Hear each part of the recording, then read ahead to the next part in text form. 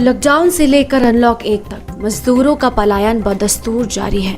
देश के कोने कोने से लेकर अपनी जन्मभूमि पर वापस लौटने को मजबूर हैं।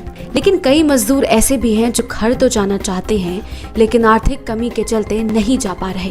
दरअसल लॉकडाउन के चलते घाटी में करीब 3 महीनों से मजदूर वहीं फंस गए थे और पिछले कुछ दिनों पहले सोशल मीडिया पर वीडियो वायरल हुआ, जिसके बाद सामाजिक कार्यकर्ता योगिता भयाना ने उनको लाने का बीड़ा उठाया और घाटी से करीब 80 मजदूरों को मिनी एयरलिफ्ट कराया। और मजदूरों ने बताया कि वहां उनकी कोई मदद करने को तैयार नहीं था और खाने की काफ़ी दिक्कतों का सामना करना पड़ा। बहुत ज़्यादा दिक्कत हो रहा था सर हम लोग को। फिर हम लोग को बोला कि किसी ने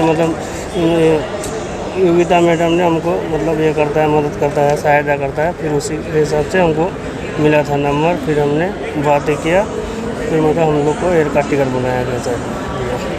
कैसा माहौल था कश्मीर में? क्योंकि हम काफ़ी कश्मीर में माहौल बहुत ख़राब है सर। कभी भी बम का आवाज़ आ रहा है, गोली का आवाज़ आ रहा है, हर किसी का आवाज़ आ रहा है सर। बहुत मुश्किल से हम जी रहे थे उधर। फिलहाल खाना वगैरह मिल पा रहा था या बिना खाने की? नहीं, खाना तो सर देखो कम मिल रहा था, मिल रहा था थोड़ा थोड़ा। कभी एक टाइम खा रहे थे, कभी मगर भूखा भी सोना पड़ता था हमको। मजदूरों ने बताया कि वहां दुकानें भी नहीं खुल रही थी, उनके पास पैसे भी खत्म हो गए थे, लेकिन घर से पैसे मंगाकर गुजारा करने को वो मजबूर थे। यहाँ तक कि मजदूर दिन में एक बार खाना खाकर गुजारा कर रहे थे। जी, कश्मीर पे तो बहुत सारा चीज़ का दिक्कत। एक तो लॉकडाउन तो है सर। उसके बाद वहाँ का तो हालात तो आप लोगों को पता ही है कि वहाँ जो कर्फ्यू हड़ताल ये चीज़ तो पहले से होता ही है। वहाँ पे न दुकानें खुलती है, न कोई सामानें मिलती है, न कहीं से कोई राशन का कोई गुजारा होता है। वो तो परेशानी है ही है। फिर हम लोग तो किसी तरह गुजारा करते थे। चाहे दिन में जैसा एक ही दिन खा के, एक ही टाइम खा के किसी तरह तो निकाल लेते ना। काम तो चलता था नहीं, पैसे तो था नहीं। तो फिर वही कुछ घर से भी थोड़ा बहुत घर वाले ने फिर 2-4-500 फिर कुछ मदद किया था पहले। तो घर वालों के पास भी पैसे होना चाहिए, क्योंकि हम लोग इतना गरीब हैं, हम लोग तो इतना अमीर है नहीं। तो घर वालों से भी 10-20 हज़ार दे देंगे पैसे, तो खाओ बैठ के, टेंशन हम लोग मजदूर आदमी हैं, एक दिन कमाते हैं, एक दिन तो खाते हैं। तो उसी के कारण हम लोग फिर तो किसी तरह न किसी से गुजारा किया। फिर योगिता दीदी ने फिर उन लोगों का हेल्प किया और योगिता दीदी का भी बहुत हम लोग दिल से धन्यवाद करते हैं। दिन पर दिन मजदूरों को दिक्कतें बढ़ती जा रही थी, लेकिन उनकी सुनने वाला कोई नहीं था। एक एक दिन बड़ी मुश्किल से कट रहा था। सर बहुत परेशानी हुआ, बहुत दिक्कत हुआ हम लोग को, लेकिन कोई सामने मदद के लिए नहीं आया। योगिता मैम ने जो हमारी मदद किया, हमने कभी ज़िंदगी में फ़्लाइट में नहीं चढ़े। कश्मीर से जो दिल्ली तक हमको फ़्लाइट में लेकर आया, उसका बहुत बहुत धन्यवाद, शुक्रिया, दिल से शुक्रिया हम लोग अदा करते हैं। और ये हम बिहारी जो हैं, हम याद भी रखेंगे उसको ज़िंदगी भर के लिए, जितना हमारी मदद किया हो। जब INS की टीम ने सामाजिक कार्यकर्ता योगिता भयाना से बात की तो उन्होंने बताया कि घाटी से कुछ चल नहीं रहा था, इसलिए हमने एयरलिफ्ट कराकर मजदूरों को वापस लाने का काम किया। We have with us social activist Yogita Bhayana, who has done a small airlift operation lifting out 80 migrant workers from various parts of India, who belong to various parts of India, and they are being airlifted from Jammu and Kashmir. Yogita, welcome to INS. First of all, tell us what is this initiative and how have you brought it in? See, this initiative from day one of lockdown, when we got to know about the migrants, we've been working on sending the migrants back, of course, however, from buses mostly.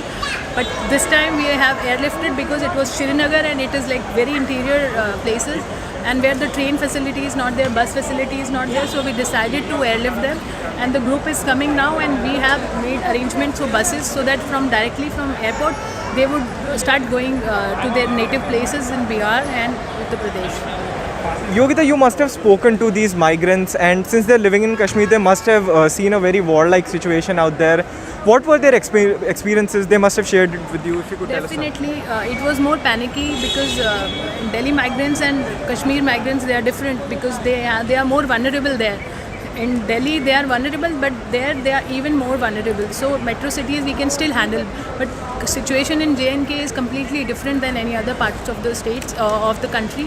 So I think they were very vulnerable, and they were really very much in pressure. And when they contacted us, they went on to that level of saying that we would not eat anything till the time we are not sent back to our native places. So I think the situation is more vulnerable, that's why.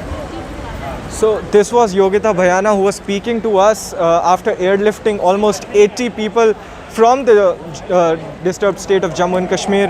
Ananya Bhatnagar reporting live from IJ Airport in New Delhi for INS TV.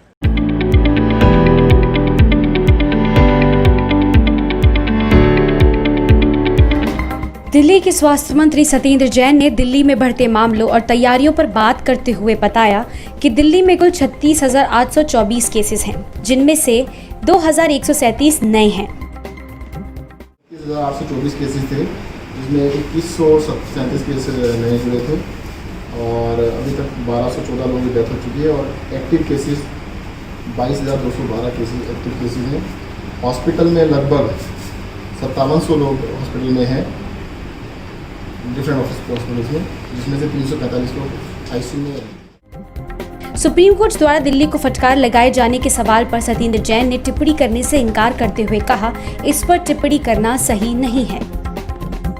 Delhi सरकार को कड़ी फटकार लगाई और कहा कि यहाँ पर मरीजों के साथ जानवरों से ज़्यादा बुरा व्यवहार हो रहा है और शवों को का जो डिस्पोजल है सर, उसको लेकर भी चिंता जताई गई है। इसको लेकर देखिएगा, अभी इसके ऊपर टिप्पणी करना सुप्रीम कोर्ट की कार्रवाई पे कोई भी टिप्पणी करना सही नहीं है और वो सुप्रीम कोर्ट में फर्स्ट डे जो होता है that is complaint, that is not be treated as a remark और जजमेंट। एलएनजेपी अस्पताल के कुछ वीडियोस सामने आए हैं, तो उनमें जिस तरह की बदहाली दिखाई दे रही है, मुझे लगता है कि आप लोगों को, मैं तो कहूँगा आप लोग खुद थोड़ा हिम्मत करिएगा, खुद जाके देख लीजिएगा। अभी हो क्या रहा है कि मोटिवेटेड लोग, कोई ऐसे, अभी जैसे उस दिन की वीडियो थी, वो कॉन्ट्रैक्ट के 1 या 2 स्टाफ ने बनाए थे, उनको सस्पेंड भी कर दिया गया है। उन लोगों ने मोटिवेट होकर जानबूझ के बदमाशी करने के लिए किया गया। तो मैं तो आपको इन्वाइट करता हूँ जाके खुद देख लीजिए।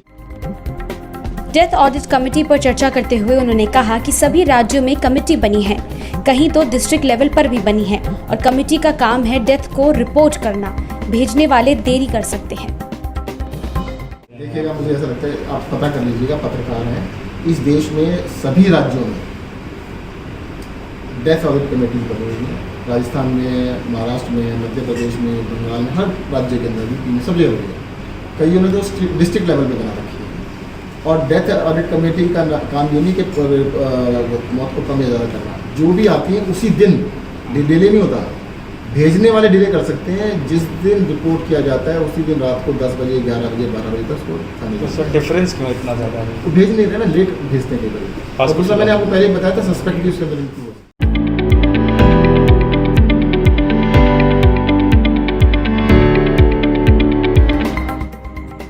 दिल्ली में कोरोना के बढ़ते मामलों को देखते हुए जामा मस्जिद के बाद अब राष्ट्रीय राजधानी की एक अन्य प्रसिद्ध मस्जिद फतेहपुर को भी बंद करने का फैसला लिया गया है। आम लोगों का मस्जिद में प्रवेश 4 जुलाई तक बंद रहेगा। इस संबंध में फतेहपुर मस्जिद के शाही इमाम डॉक्टर मुफ्ती मुकर्रम अहमद ने कहा कि दिल्ली में कोरोना के मामले बढ़ते जा रहे हैं, इसलिए धार्मिक संगठनों से विमर्श के बाद ये फैसला लिया गया है। आज हिंदुस्तान कोरोना के मामले में तमाम दुनिया में 4थे नंबर पर आ चुका है। ये बहुत ख़तरनाक बीमारी है, इसका कोई इलाज नहीं है, इसका कोई वैक्सीन नहीं है। लिहाजा तमाम बातों पर गौर करते हुए हमने और दिल्ली के बहुत सारे इमामों ने आपस में मशवरा किया और यही फ़ैसला किया कि अभी मस्जिदों को पूरी तरह से न खोला जाए और लॉकडाउन 1 में जैसे इबादतें मस्जिदों में हो रही थी वैसे ही इबादतें की जाएं। ऑल इंडिया अइम्मा मसाजिद मुशावरत कौंसिल, अंजुमन अइम्मा मसाजिद अहले सुन्नत, ऑल इंडिया इमाम कौंसिल और कई तंजीमों से हमारी बात हुई। लिहाजा आज जुमे के दिन हम लोगों ने यह फ़ैसला किया है कि शाही मस्जिद फतेहपुरी को 4 जुलाई तक के लिए इज्तिमाई नमाज के लिए बंद किया जा रहा है। आज मगरिब के बाद से शाही मस्जिद फतेहपुरी बाहर से आने वाले आवाम नमाजियों के लिए बंद की जाएगी और जो मस्जिद के लोग हैं वही नमाज पढ़ेंगे। वहीं अनलॉक 1 में दिल्ली के व्यापार को पटरी पर लाने के लिए दुकान, बाजार व मॉल को खोलने की अनुमति तो दे दी गई है, लेकिन व्यापारी दुकान खोलकर भी खुश नहीं हैं। एक तो उनके दुकान पर ग्राहक नदारत हैं, वहीं कोरोना वायरस संक्रमण की तेजी से फैलने के कारण डर बैठ गया है। ऐसे में सरोजनी नगर मिनी मार्केट के दुकानदारों ने 15 जून से 30 जून के बीच पूरे मार्केट को बंद रखने का फैसला किया है। जैसा कि कई दिनों से हम लोगों ने अपनी दुकानें खोल रखी हैं, पर यहाँ पे कस्टमर नाम मात्र के लिए आ रहा है। एक तो गर्मी की वजह से है, दूसरा कोरोना का डर भी बहुत ज़्यादा है। जैसा कि दिल्ली सरकार के एक मंत्री ने अभी कुछ दिन पहले बोला कि जून के एंड तक 5.5 लाख के करीब कोरोना के केसेस हो जाएंगे और अस्पतालों का भी हालात सब लोगों को पता चल रही है, तो एक ये बहुत ज़्यादा डर सा दिल्ली शहर के अंदर फैल चुका है। डर तो पूरे देश में ही है, पर दिल्ली में 5.5 लाख की जो संख्या बताई है उससे दिल्ली का आम आदमी जो है बहुत डर सा गया है और हम लोगों को भी उस चीज़ का डर लग रहा है। सेल हो नहीं रही है कि कई दुकानदार तो ऐसे हैं जिनकी बोनी तक भी नहीं होती शाम तक। तो हम लोगों ने 1-2 दिन पहले दुकानदारों ने मीटिंग करी थी, कभी 2-3 दिन देखते हैं, अगर हालात ठीक होते हैं तो हम ये आगे दुकानें खोलेंगे। पर ज़्यादातर हमारे जो मिनी मार्केट के दुकानदार हैं उन्होंने बोला कि 15 जून से 30 जून तक हम दुकानें अपनी बंद रखेंगे। दरअसल राजधानी दिल्ली में अब कोरोना का संक्रमण काफी तेजी से फैलना शुरू हो गया है। अब केस भी प्रतिदिन 2000 से ऊपर ही आ रहे हैं, जिसके चलते लोग भी बाहर निकलने से परहेज कर रहे हैं।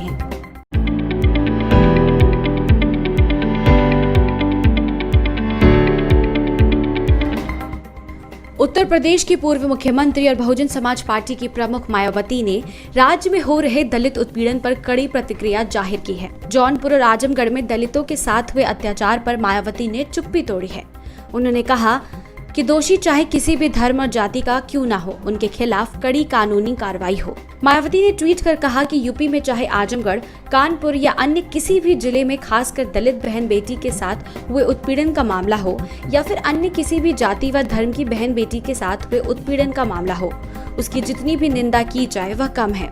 साथ ही कहा कि खासकर अभी हाल ही में आजमगढ़ में दलित बेटी के साथ हुए उत्पीड़न के मामले में कार्रवाई को लेकर यूपी के मुख्यमंत्री देर आए पर दुरुस्त आए, यह अच्छी बात है।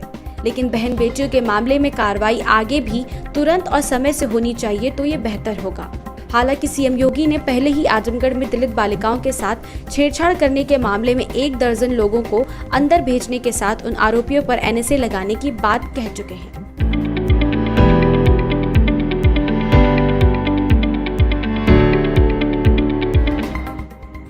देश कोरोना वायरस की महामारी से जूझ रहा है। इस बीच देश को सरहद पर चीन की चुनौती से भी जूझना पड़ रहा है। लाइन ऑफ कंट्रोल पर चल रही तनातनी के बीच 13 जून को देहरादून की भारतीय सैन्य अकेडमी में प्रशिक्षु अधिकारियों की पासिंग आउट परेड हुई। सादगी के साथ आयोजित पासिंग आउट परेड में नए अधिकारियों के परिजन शामिल नहीं हो पाए। हालांकि सेना प्रमुख जनरल MM नरवणे और अन्य अधिकारियों की मौजूदगी में ऐसा पहली बार हुआ जब पासिंग आउट परेड के बाद नए अधिकारियों को सीधे यूनिट में तैनाती दे दी जाएगी। IMA देहरादून के 88 साल के गौरवपूर्ण इतिहास में पहली बार हुआ कि पासिंग आउट परेड सिर्फ रस्म अदायगी रही। कोविड-19 की वजह से इस बार पासिंग आउट परेड का पूरा कार्यक्रम सादगीपूर्ण तरीके से किया गया।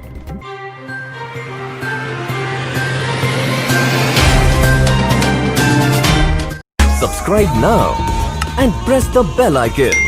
Never miss an update.